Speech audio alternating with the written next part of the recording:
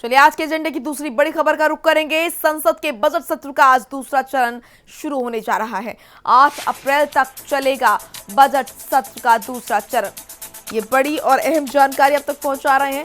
आपको बता दें कि कम हो सकती है सत्र की अवधि। साथ ही ये भी जानकारी मिल रही है कि वित्त विधेयक और अनुदान मांगों को पारित कराने पर सरकार की नजर है। 4 राज्यों और केंद्र शासित एक प्रदेश में होने वाले विधानसभा चुनाव के प्रचार के बीच ये चरण 8 अप्रैल तक चलेगा। दूसरे चरण में मोदी सरकार का मुख्य ध्यान वित्त विधेयक और साल 2021 से 22 के लिए अनुदान की विभिन्न मांगों को पास कराने पर होगा। तो दिल्ली से बड़ी खबर, संसद के बजट सत्र का दूसरा चरण आज से शुरू होने जा रहा है। 8 अप्रैल तक चलेगा ये बजट सत्र और आपको बता दें कि कम हो सकती है इस सत्र की अवधि। साथ ही ये भी बताया जा रहा है कि वित्त विधेयक और अनुदान मांगों को लेकर पारित कराने पर सरकार की नजरें इस बार रहेंगी।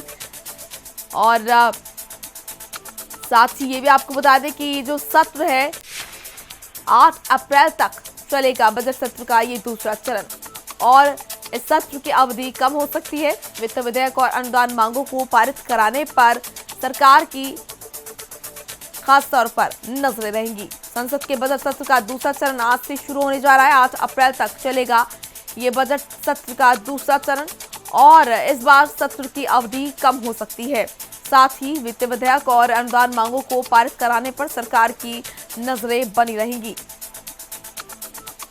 तो ये बड़ी जानकारी अब तक पहुंचा रहे हैं स्नेह कमल, हमारे सहयोगी जुड़ चुके हैं। स्नेह कमल, क्या कुछ जानकारी मिल रही है? आज दूसरा चरण जो है आज से शुरू होने जा रहा है, इसको लेकर क्या कुछ तैयारियां यहाँ पर सरकार की और विपक्ष की, क्या कुछ तैयारियां?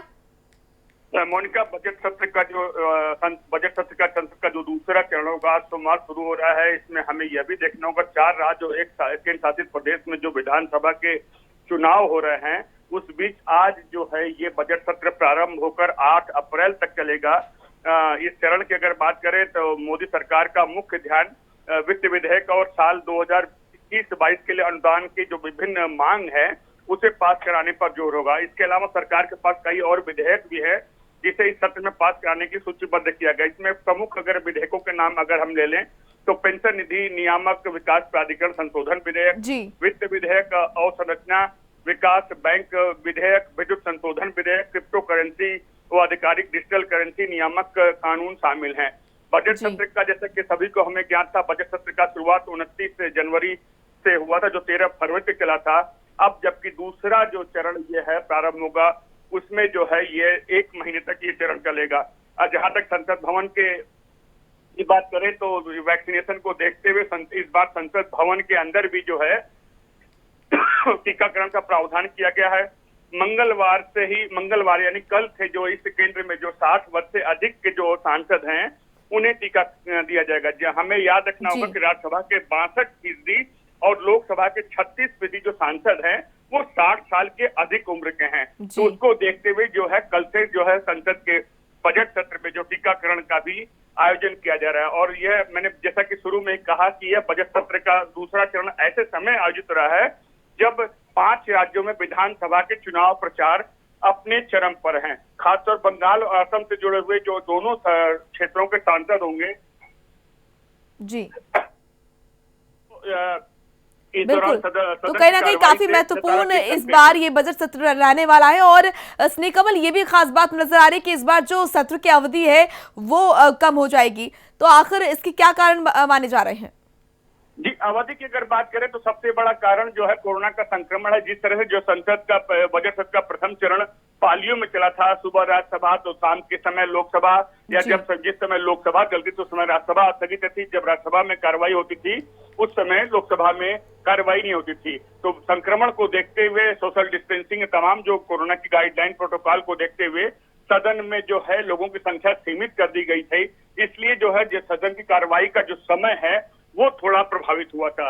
मोनिका, बिल्कुल, और इस बार सरकार की नजर जो है खासतौर पर स्नेह कमल वित्त विधेयक और अनुदान मांगों को पारित कराने पर रहेंगी। कितना महत्वपूर्ण ये है? जी बिल्कुल, जैसा मैंने कहा कि जो तमाम जो विधेयक हैं जो अनुदान की मांगे से पास कराने पर जहां सरकार का पूरा फोकस होगा, वहीं अगर विपक्ष की बात करें तो विपक्ष भी कमर कस चुका है। विपक्ष का पहला प्रयास होगा सदन के दोनों सदन राज्यसभा और लोकसभा में जो है स्थगन प्रस्ताव लाने का, क्योंकि कांग्रेस ने कल इस विषय पर एक बैठक भी की थी। सोनिया गांधी ने उस बैठक की अध्यक्षता की, तमाम कांग्रेस नेताओं से बात की, साथ साथ विपक्ष के अन्य दलों के नेताओं से भी बात की।